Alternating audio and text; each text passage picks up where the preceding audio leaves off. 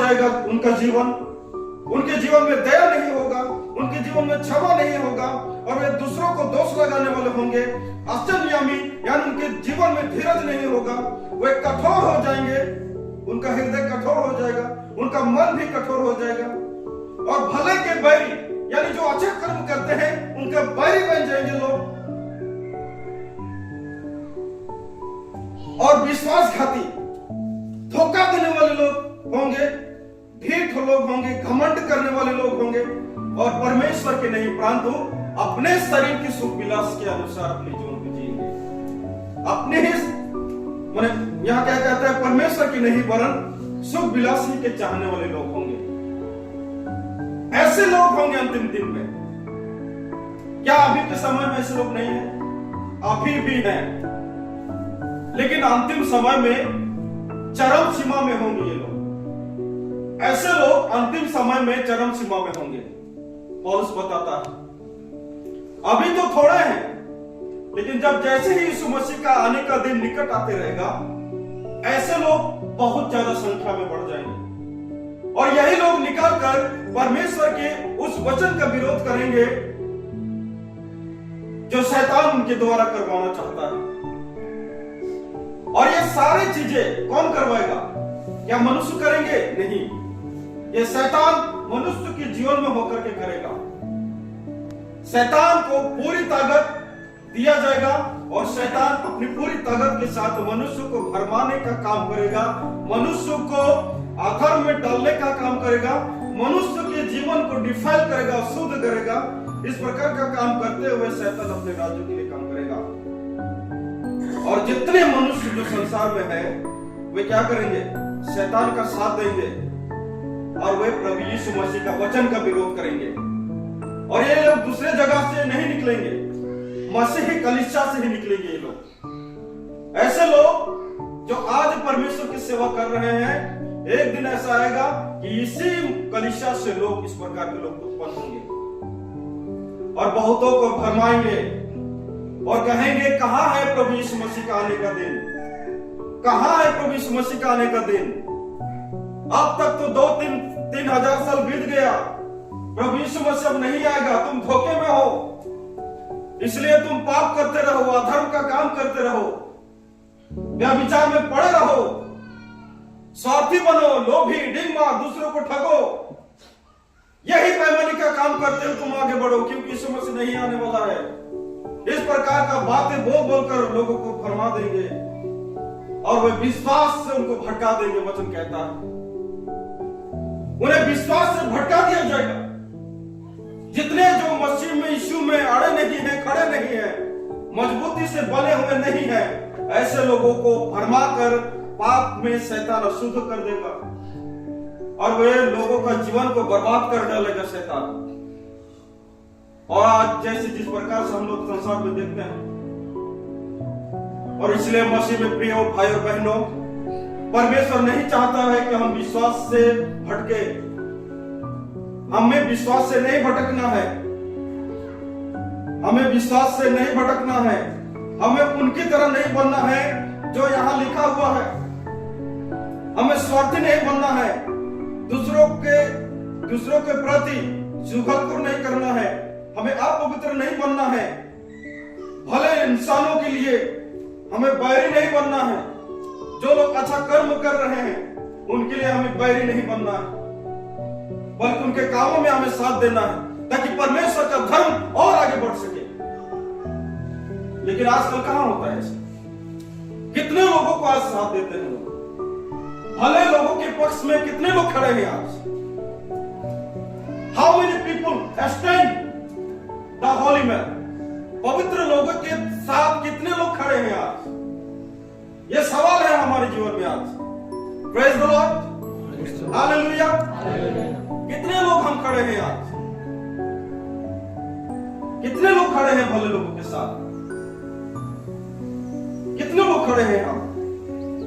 अपने जीवन को झांक कर देखिए, कहीं ऐसा तो नहीं कि आप भले कामों के बैरी बन चुके हैं, जो अच्छा कर्म जो संसार में जो लोग कर रहे हैं उनके विरोध में आप खड़े हैं? ऐसा हमें नहीं होना है प्रियो। हमें परमेश्वर के वचन को पूरा करना है। परमेश्वर के वचन को हमें पूरा करना है, चाहे हमारे जीवन में क्लेश कितना क्यों ना आए, हम कितनी भी तकलीफ में क्यों ना रहे, हर प्रकार की घटी और कमी में अपने जीवन को क्यों ना जिए, लेकिन हमें हमेशा ये याद रखना है कि हम परमेश्वर के पवित्र संतान हैं और हमें किसी भी रीति से हमारे जीवन में कलंक नहीं लगाने देना है। हमें बने रहना है प्रभु यीशु मसीह के वचनों में, अड़े रहना है, खड़े रहना है। और इसलिए प्रकाशित बाइबल उसको 2:10 में कहता है, जो प्राण देने तक विश्वास में रहेगा वही जीवन का क्या पाएगा? मुकुट। जो प्राण देने तक विश्वास में बने रहेगा, खड़ा रहेगा, वही प्रभु यीशु मसीह के हाथों से मुकुट को प्राप्त करेगा।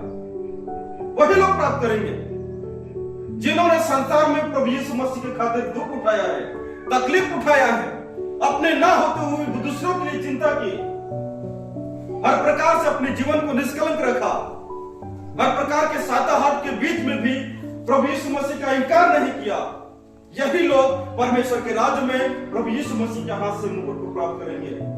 ये लल्लू पंजू लोग नहीं, जो थोड़े समय प्रभु में विश्वास में बने तो रहते हैं, उसके बाद अपनी इच्छा के अनुसार जीवन को जीते हैं। ऐसे लोग परमेश्वर के राज्य में उनके लिए कोई भी स्थान नहीं है। इसलिए प्रकाशित बाइबल में लिखा हुआ है, धोखा ना खाओ। हर वो झूठ का चाहने वाला, बेईमानी और जितने भी जुगलखोर करने वाले लोग जो संसार में हैं, जो अधर्म करते हैं, पाप करते हैं, दूसरों को भी पाप करने के लिए उकसाते हैं, दूसरों के पाप को देखकर मजे लेते हैं, ऐसे लोग परमेश्वर के राज्य से बाहर होंगे। वचन कहता है बाहर होंगे वे लोग। लेकिन मसीह में प्यारों भाइयों बहनों, हमें परमेश्वर के राज्य से बाहर नहीं जाना है। कदापि किसी भी सिचुएशन में हमें परमेश्वर के राज्य से बाहर नहीं जाना है। हमें स्वर्ग पहुंचना है, किसी भी प्रकार से हमें स्वर्ग पहुंचना है। और स्वर्ग पहुंचने के लिए प्रभु यीशु मसीह में हमें बने रहना होगा, उसके वचनों का पालन करना होगा, प्रभु यीशु मसीह का चेला बनना होगा हम सबों को, उसके वचनों का प्रचार करना होगा। साताहाट तो आते ही रहेगी और होगा, लेकिन अगर हम विश्वास में बने नहीं रहेंगे तो हम भी इन्हीं लोगों की तरह परमेश्वर के राज्य से हम लोग अलग हो जाएंगे, अलग हो जाएंगे। गलातियों 5 में देखिए तो क्या लिखा हुआ है, 5:19 से 21 में। गलातियों 5:19 से 21।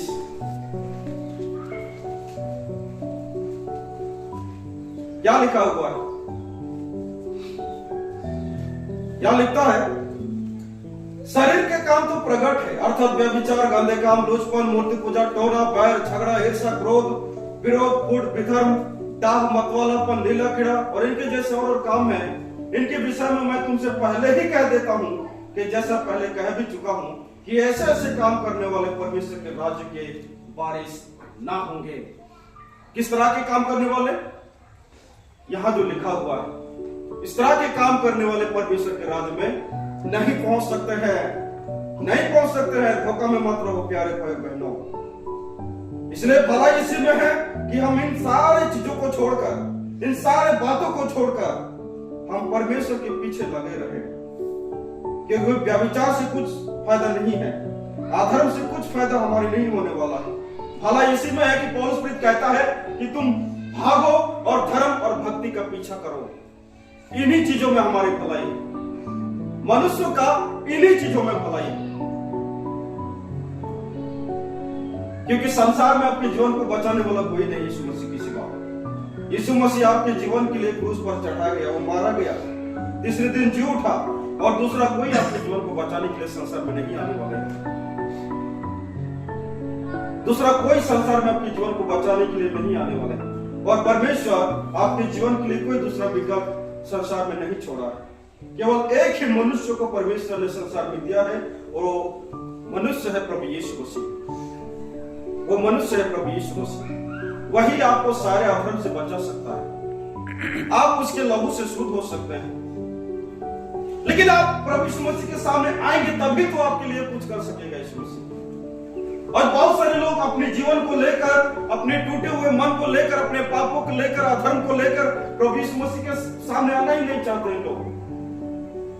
लोग सोचते हैं कि अगर मैं प्रभु यीशु मसीह के सामने, लोगों के सामने अपने जीवन का अंगीकार करूंगा, अपने पापों को, अधर्म को अंगीकार करूंगा, तो मैं समाज के आगे बदनाम हो जाऊंगा। ऐसा नहीं है दोस्तों। आपको अपने प्रार्थना के द्वारा अपने जीवन को प्रभु यीशु मसीह में स्वीकार करना होगा। लोग क्या सोचते हैं? लोग क्या सोचते हैं? इन्हीं सारे सोच और चिंता में आप अपने जीवन को जीते हैं। वो क्या सोचेगा, ये क्या सोचेगा, ये क्या है हमारी, ये किस तरह की सोच है हमारी? क्या ये लोग जो हमारे सामने हैं, आगे पीछे घूम रहे हैं, क्या ये प्रभु यीशु मसीह से बढ़कर है हमारे जीवन के लिए? क्या उनका रहना हमारे प्रभु यीशु मसीह से बढ़कर है, जो हम उनकी सुनते हैं और प्रभु यीशु मसीह की नहीं सुनते हैं? कौन है हमें जीवन देने वाला? ये संसार के लोग या प्रभु यीशु मसीह? कौन है आपको जीवन देने वाला? प्रभु यीशु मसीह। प्रभु यीशु मसीह आपको जीवन दे सकता है। संसार में कोई ऐसा मनुष्य नहीं है कि आपको जीवन दे सके, क्योंकि स्वर्ग के नीचे मनुष्य के बीच में ऐसा कोई नाम नहीं दिया गया है जिसके द्वारा मनुष्य का उद्धार हो सके। और वहां लिखता है वे भक्ति का भेष तो धरेंगे पर उसकी शक्ति को नहीं मानेंगे। कौन लोग?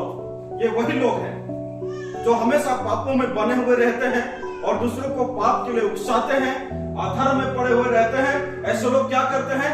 भक्ति का झोला तो पहने रहते हैं, लेकिन प्रभु यीशु मसीह की शक्ति को, उसके वचनों को वे लोग स्वीकार नहीं करते हैं। उनका रूप ऐसा दिखाई में पड़ता है कि वे बहुत भक्तिमय जीवन जी रहे हैं। ऐसा दिखेगा आपको, बहुत सारे लोग ऐसा दिखेंगे आपको कि वे भक्ति का झोला तो उन्होंने पहना है और आपको भी लगेगा कि ये मनुष्य बहुत अच्छा है, बहुत बढ़िया है। लेकिन बाइबल कहता है कि ऐसे लोग भक्ति का भेष को धारण करते हैं, लेकिन ये लोग क्या नहीं करते? परमेश्वर का अंगीकार नहीं करते, उनके वचनों का अंगीकार नहीं करते। इसलिए ऐसों से दूर रहने के लिए क्या कहता है वचन? हमें आज्ञा देता है, हमें आज्ञा देता है।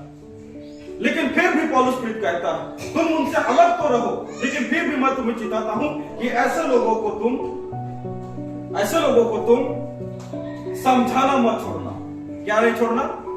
समझाते रहना मत छोड़ना। इसलिए प्यारे बहनों, हम कितना संसार में बुराई करते रहेंगे, कितना हम परमेश्वर से दूर भागते रहेंगे। आदम और हवा ने भी इस प्रकार का काम किया था। उन्होंने जब उस फल को खाया तो वे पाप में गिर गए, और पाप में गिरने के बाद वे एक पेड़ के पीछे छिप गए। आदम और हवा, जब परमेश्वर उन्हें मिलने के लिए आता है और कहता है आदम तू कहां है, तब आदम कहता है परमेश्वर मैं तेरे शब्दों को सुनकर डर गया और इसलिए मैं छिप गया। तू क्यों छिपा हुआ है? हे परमेश्वर, तेरी आज्ञाओं को मैंने उल्लंघन किया है और मैं नंगा हूं, इसलिए मैं छिप गया। हम कितनी देर तक परमेश्वर से छिपते रहेंगे? क्या कोई ऐसा स्थान है? क्या कोई ऐसा स्थान है कि हम परमेश्वर के दृष्टि से छिप सके? आदम और हवा भी नहीं छिप पाए उस समय में। आज बहुत सारे लोग अपने जीवन में हर प्रकार के अधर्म काम करते हुए परमेश्वर से छिपने की कोशिश में लगे हुए हैं। हम मनुष्य से छिप सकते हैं, लेकिन परमेश्वर से कैसे छिपेंगे? प्यारे दोस्तों, ये पृथ्वी परमेश्वर की आंखों के सामने परिपूर्ण है। इसलिए यिर्मयाह 23:24 में लिखा हुआ है, क्या मनुष्य मेरे आंखों के सामने से छिप सकता है? क्या यह स्वर्ग, ये पृथ्वी मेरे आंखों के सामने परिपूर्ण नहीं है? मनुष्य कौन से स्थान में छिप सकता है? इसलिए भला इसी में है कि आप छिपने की कोशिश ना करें, परमेश्वर के सामने आए। परमेश्वर ही आपके जीवन को क्या कर सकता है? बचा सकता है। आदम और हवा ने पाप की, परमेश्वर ने उन्हें निकाल दिया दिन की बाड़ी से, लेकिन परमेश्वर ने उन्हें छोड़ा नहीं। उनके लिए एक योजना बनाई, प्रभु यीशु मसीह को जगत में भेजा और उसके लहू और उसकी मृत्यु के द्वारा मनुष्य जातियों के पाप को उसने ढक दिया। और आप और हम अभी भी भागते ही रह रहे हैं। कहां तक भागेंगे? ऐसा कोई स्थान नहीं है दुनिया में, ऐसा कोई स्थान नहीं है। मनुष्य से छिप सकते हैं, लेकिन परमेश्वर से नहीं छिप सकते हैं प्यारे दोस्तों। इसलिए भलाई हमारी इसी में है कि हम परमेश्वर के नजदीक आए, अपने जीवन को परमेश्वर में समर्पित करें। इसी में हम सबों की भलाई है। अन्यथा हमारे जीवन को कोई संसार में नहीं बचा सकता, कोई भी नहीं। आपके माता पिता, आपके बाल बच्चे, आपके पति पत्नी, कोई भी आपके जीवन को नहीं बचा सकता। आज बहुत सारे लोगों को हम देखते हैं अपनी आंखों के सामने, कितने तड़प रहे हुए लोग, कितने कष्ट और दुखों में लोगों का जीवन है। क्यों? क्योंकि वे परमेश्वर से दूर हैं। बहुत सारे लोग आज बिछना में पड़े हाय हाय कर रहे हैं। क्यों? क्योंकि वे परमेश्वर की आज्ञा में उन्होंने जीवन को नहीं जिया। बहुत सारे लोग आधार में हाय हाय कर रहे हैं। क्यों? क्योंकि वे परमेश्वर के साथ जीना नहीं चाहते हैं। वे परमेश्वर के साथ जीना नहीं चाहते हैं, परमेश्वर के वचनों में रहना नहीं चाहते हैं। इसलिए आज उनके जीवन में इस प्रकार का हाय हाय है, हाय हाय है। दोस्तों, आप प्रभु यीशु मसीह को स्वीकार कीजिए, प्रभु यीशु मसीह के नजदीक आइए, वही आपके जीवन को बचा सकता है। अगर आप प्रभु यीशु मसीह का इनकार करेंगे, अगर आप कहेंगे कि मुझे परमेश्वर को कोई आवश्यकता नहीं, तो परमेश्वर भी आपसे कहेगा कि मुझे तुम्हारी कोई आवश्यकता नहीं, और आपको एक ऐसे स्थान में रखेगा जहां परमेश्वर नहीं होगा। कहां? नरक में। नरक में परमेश्वर नहीं रहता है, वहां आपको डाल देगा। क्यों? क्योंकि इसलिए आपको डालेगा क्योंकि आपने संसार में रहते हुए परमेश्वर का इनकार किया। आपने अपने मुंह से अंगीकार किया कि मुझे परमेश्वर को नहीं चाहिए, मुझे परमेश्वर के साथ नहीं जीना है। इस प्रकार का सोच और विचार कर सकते हैं तो परमेश्वर भी आपके लिए एक जगह तैयार करके रखा है, नरक। वहां परमेश्वर की उपस्थिति नहीं है, वहां आपको परमेश्वर नहीं दिखेगा, वहां प्रभु यीशु मसीह से आप मुलाकात नहीं कर पाएंगे, क्योंकि वहां केवल शैतान ही रहेगा और वहां आग रहेगा। वहां परमेश्वर की कोई दया नहीं, वहां परमेश्वर का कोई प्रेम नहीं। वहां आप जितना भी बिलखते रहेंगे, वहां परमेश्वर की कोई दया नहीं होगी, क्योंकि आपने इस तरह का जीवन को चुना है। लेकिन मसीह में प्रिय भाई बहनों, यहोशू कहता है तुम चुन लो, तुम चुन लो आज की किसकी सेवा करोगे। मैंने तो अपने घराने समेत परमेश्वर की महिमा के लिए चुन लिया है। मैं नित्य परमेश्वर की महिमा अपने घराने समेत करूंगा। लेकिन तुम चुन लो किसकी सेवा करोगे, तुम चुन लो। चुनाव करने का अधिकार परमेश्वर ने हम सबको दिया, चुनाव करने का अधिकार परमेश्वर ने हम सबको दिया है। इसलिए आपको निर्णय है, आपके पास बुद्धि है, ज्ञान है, समझदारी है।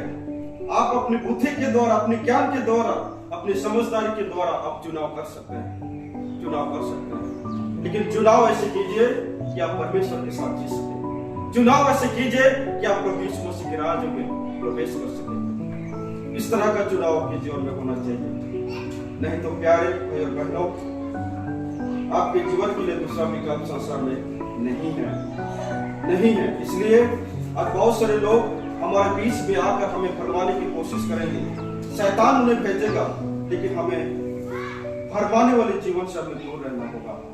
भक्ति के भेष धरने वाले लोगों से हमें दूर रहना होगा। सुख विलास का चाहने वाले लोगों से हमें दूर रहना होगा, और हमेशा हमें सुसमाचार में विश्वास करना होगा, और सुसमाचार के लिए हमें लड़ना होगा, खड़े रहना होगा। इसी में परमेश्वर हम सबको, इन्हीं चीजों से परमेश्वर हमें देखकर आनंदित होता है। जब उसके पवित्र लोग परमेश्वर की स्तुति करते हैं, परमेश्वर की महिमा करते हैं, तब परमेश्वर को आनंद महसूस होता है कि मेरे बेटे और बेटियां संसार में मेरे लिए क्या कर रहे हैं, महिमा कर रहे हैं, स्तुति कर रहे हैं। लेकिन बहुत सारे लोग पाप करके, अधर्म का काम करके परमेश्वर को दुख देते हैं। हम परमेश्वर को दुख देकर हम परमेश्वर के न्याय से नहीं बच सकते, न्याय से नहीं बच सकते प्यारे दोस्तों। इसलिए आज मैं इन्हीं वचनों के द्वारा आपको एक उत्साह दिलाना चाहता हूँ कि आप इन सारी चीजों से निकाल आइए। जो हुआ आपके जीवन में उसे छोड़ दीजिए, उसे छोड़ दीजिए। जैसे आप प्रभु यीशु मसीह को एक्सेप्ट करेंगे, आपके बोर्ड से जितना भी पाप लिखा हुआ है वो क्या करेगा प्रभु यीशु मसीह? उसे मिटा डालेगा, उसे स्मरण नहीं रखेगा। संसार के लोग आपके पापों को स्मरण रखेंगे, लेकिन प्रभु यीशु मसीह के सामने जब आएंगे, उसे स्वीकार कर देंगे अपने सारे पापों को, अपने जीवन से, अपने सिलट से, बोर्ड से, प्रभु यीशु मसीह अपने पापों को मिटा देगा।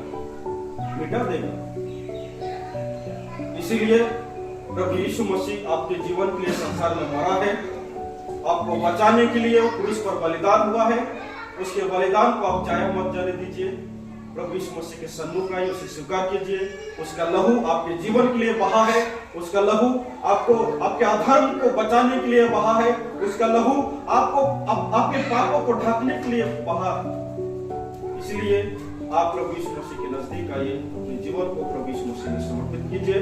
प्रभु यीशु मसीह में अनंत काल तक विश्वास में बने रहिए, क्योंकि लिखा है, देख मैं शीघ्र आने वाला हूँ, इसलिए जो कुछ तेरे पास है उसे थामे रख, मैं तेरे मुकुट को छीन डालूंगा। प्राण देने तक विश्वासी रहा तो मैं तुम्हें क्या दूंगा? जीवन का मुकुट दूंगा, ताज दूंगा, ताज, क्रॉन जो रानी लोग पहनते हैं ना, उस प्रकार का ताज आपको पहनाया जाएगा। और ये ताज आसानी से नहीं मिलने वाली, आसानी से नहीं मिलेगा। इसके लिए आपको संसार में संघर्ष करना पड़ेगा, सुसमाचार के लिए संघर्ष करना पड़ेगा, वचनों में जीने के लिए संघर्ष करना पड़ेगा, पवित्र जीवन जीने के लिए संघर्ष करना पड़ेगा, पापों से दूर रहने के लिए संघर्ष करना पड़ेगा। आपके जीवन में बहुत सारी जरूरतें हैं, लेकिन उन जरूरतों को छोड़कर आपको जीने के लिए संघर्ष करना पड़ेगा। आप अपने अनुसार जीवन नहीं जी सकते, तभी आपको ये मुकुट मिलेगा। तो इस वचन के द्वारा हम सबों को परमेश्वर आशीष प्रदान करें। आमीन।